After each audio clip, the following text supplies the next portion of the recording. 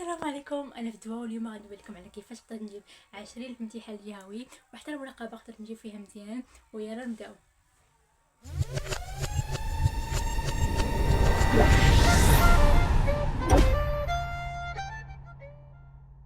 الفيديو غندوي لكم على الخطوات اللي تبعتهم باش نقدر نحصل على هذه النقطه ان شاء الله، باش تحصلوا على بحالها ان شاء الله، بحالها ان شاء الله. اكيد الا تبعتوا معايا الخطوات ان شاء الله هاد الخطوات اللي تبعتهم انا ان شاء الله غتجيبوا بحالي ان شاء الله.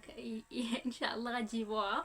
وغندوي لكم على الاغلاط اللي ما ديروش، ولكن قبل خلينا نهضر واحد شويه بالنسبه لماده التربيه الاسلاميه. انا كنت كتجيني واحد الماده اللي صراحه فريمون سهله، محتاجه انك تزيد فيها سوايع ولا دير فيها الدعم ولا شي حاجه. انا المواد الجهوي كاملين انا كنت كنعتمد بصفه عامه، حتى في المستوى في الدراسه ديالي عامه كنت كنعتمد فقط على البروف ديال القسم والاساتذه من اليوتيوب. هادو ما كنت كنتبع معاهم لي سورس، المصادر اللي كنت كنتبع معاهم.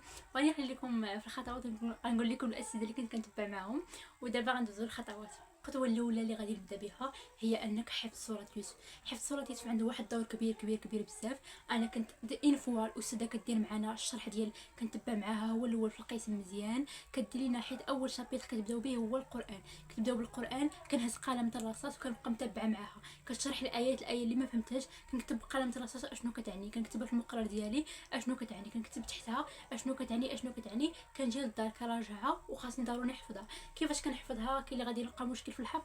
انا كنت كنحفظ عن طريق السمع، كنسمع الصوره وكنحفظها، كندير لي زيكوتير ولا الكاسك وكنبقى غادا المدرسه جايه غادا لها وكنسمع ليها. ولا مع الصباح ديما كنت كنديرها عاده يوميا، هي انني نفيق مع الصباح ونبقى تلقى سوره يوسف واخا ما كنت كنفهم فيها واخا ما كنت كاع حافظها. وكنت كنقراها بالليل، ومني ودغيا كتحفظ ليك ملي كتسمعها بزاف، كتسمع بزاف وكتشوفها وكتقراها مره من جوج ثلاثه دغيا كتحفظ ليك. صراحه عن تجربه ما احتاجيت انني ما درتش فيها شي فورس قويه باش انني نحفظها ودغيا تحفظت ليا. وانك تصلي بها مني تشد شي شابيتر وتحفظو مزيان، حيت هما مقسمين لكم 5 الاجزاء تقريبا، خمسه كل جزء غتشدو غتبقى تسمع داك الجزء وتكررو يوميا ديما مع الصباح ملي كتفيق ملي كتفطر ملي اي حاجه كديرها، وتبقى تكررو يوميا وتبقى تصلي بيه جميع الصلوات ديالك الخمس. صراحه عندها دور كبير بانك دغيا غتحفظ الصوره. ودابا غندوزو للخطوه الثانيه، والخطوه الثانيه اللي هي الدرس عنده دور كبير كبير كبير بزاف باش صراحه، حيت هو اللي كتخرج التمارين وكتخرج الوضعيات وعطي الراي ديالك. كنت كنتبع مع الاستاذه وهي ما عطاتنا شي نويطه ولا شي حاجه كنت كنقيدها في الجانب ديال الدفتر، داك الجانب الاحمر كنت كنقيدها فيه. الصراحه كنتبع معها مزيان. من بعدها كنت كنتبع مع واحد الاستاذ اخر في يوتيوب الصراحه اللي هو صهيب الملح، حيت الاستاذه كتعتمد لك بعض المرات كتكثر داكشي، هو كيعطيك امثله واقعيه باش تجي تفهم الدرس مزيان. نخلي لكم لاشين ديالو هنايا، صراحه كيشرح حتى هو مزيان مزيان مزيان. كنت كنتبع معاه وهو كندير ملخص ديالي ملي كنفهم عند الاستاذه وكنفهم عند صهيب الملح. الا ما كنتش فهمت من عندهم كاع كنزيد شي شخص اخر كندير في كنطابي اسم ديال الدرس في جوجل كيطلع لي شي دوكيمون شي حاجه وكنت كندير ملخص. كيفاش كندير ملخص؟ هي انني بعض المرات كندير ملخص ديال الدرس نكتبه في جوجل ويطلع ليا، وناخذ بحال ناخذ كلمات هنا ندير ملخص من الدفتر، ناخذ كلمه من هنا وكلمه من هنا وكندير ملخص ديالي على شكل ورقه كامله وكنجمعوا اي درس كندير ليه ملخص سالينا كندير ليه ملخص. حيت صراحه هاد الخطوه مزيانه غتنفعك بزاف في شهر 4 فاش غادي تبدا تخدم امتحانات جهويه. ودابا غندوزو للخطوه الثالثه اللي هي المنهجيه عندها دور كبير كبير كبير بزاف في التربيه الاسلاميه. خاصك تعرف المنهجيه كيفاش تجاوب على الاشكال، الوضعيه كيفاش تعطي الراي ديالك، كيفاش تخرج المشكله، كيفاش تعطي الموقف ديالك بحال هكا. الصراحه الوضعيه عندها دور كبير. كنتبعت مع صهيب الملح في الفيديو ديالو وحتى البدوي تو تبعت معاه.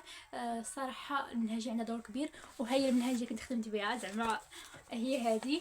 فيها بزاف، فيها كيفاش تستغلي، كيفاش تخرجي القضيه الوضعيه. الا كان عندك وضعيه كيفاش الا كان عندك اراء مختلفه شنو تقولي، الا كان عندك متفقه شنو تقولي. ما عرفت كيبان لكم هنايا ولا لا مزيان. صراحه عندها دور كبير كيفاش تخرج الحكم الشرعي، الايه واش الاحكام الشرعيه ديال الايه.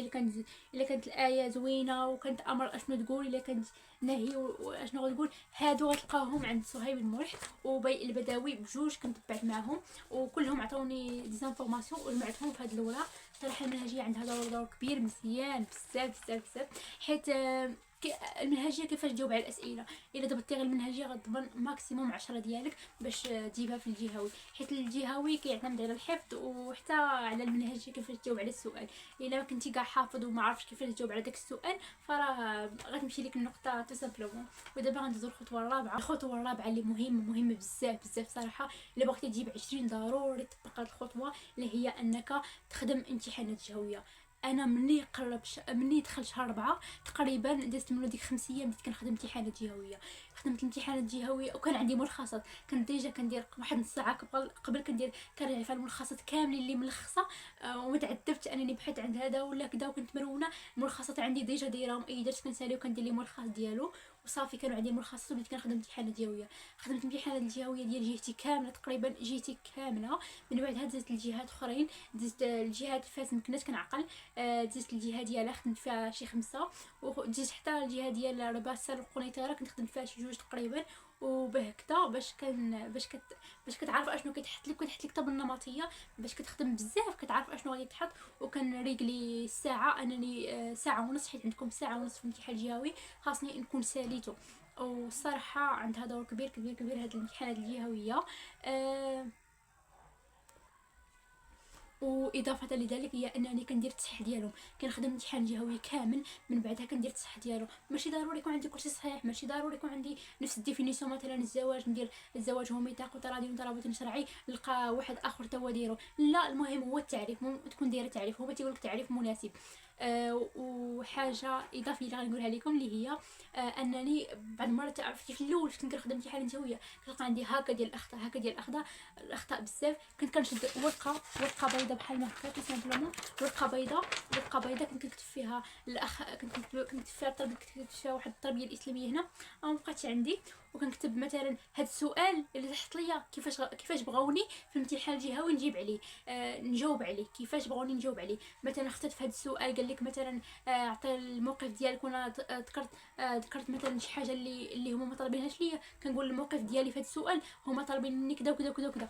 صراحه عندها دور كبير، كندير التصحيح ديالهم والاغلاط كنكتبهم في ورقه. داكشي اللي غلطت فيه كنكتبو في ورقه كوم ان بوين. ودابا غندوزو الاغلاط اللي ما ديروش الصراحه. ويلا، والاغلاط اللي ما نصحكمش انكم ديروهم هي انكم تركزوا على ماده وحده وتهملوا جميع المواد كما درت انا. ركزت على بعض المواد وبعض المواد اللي كان لي نقطه الجهوي كان عندي زعما شويه طايحه، ماشي طايحه المهم كانت عندي المهم انكم حاولوا ديروا تكافؤ ما بين المواد كاملين. ماشي حيت ما عندكش مع ماده تركز عليها بزاف وغادي تهمل المواد الاخرين تستق حتى هما كذا. كل حاجه عطوها الوقت ديالها. وثاني حاجه هي انك ما تامنش بان النقطه اللي جبتها في القسم هي اللي غادي تجيبها في الامتحان الجهوي. هذا غلط كبير. انا عن تجربه في القسم اللي كنا كندوزو فيه الفروض عند الاستاذه 20 عمرني جبتها ماكسيموم 19.75 ماكسيموم. وحتى في الفروض الدوره الثانيه كنت كنركز على الجهوي وكذا، جبت 17 في واحد الفرد صافي فقدت الامل. قلت لا ما غاديش نجيب النقطه اللي بغيت. والتربيه الاسلاميه ماده سهله ديال 20 ما غاديش نجيب فيها 20. وجيت الامتحان الجهوي جبت فيها 20. عمرك ما تحكم ان الماده الا جبتي فيها واحد النقطه راه غتمشي الجهوي غتجيبها فيها نفس ديك النقطه. هذا لا ينطبق ابدا. واخر حاجه اللي ماشي غلط انما نصيحه هي انك دير اللي عليك وتوكل على الله، وحتى حاجه ما غادي تكون صعيبه. هذا ما كان. كنتمنى الفيديو يكون عجبكم. غندير لكم واحد الفيديو على اللغه العربيه ان شاء الله، حيت هو بقى الاخير في هذه السلسله كيفاش تعامل مع مواد الجهوي. كنتمنى يكون عجبكم. عندكم شي اي اقتراح ديال اي فيديو ولا اراء ولا انتقاد لاي حاجه خلوا لي في كومنت. سلامه.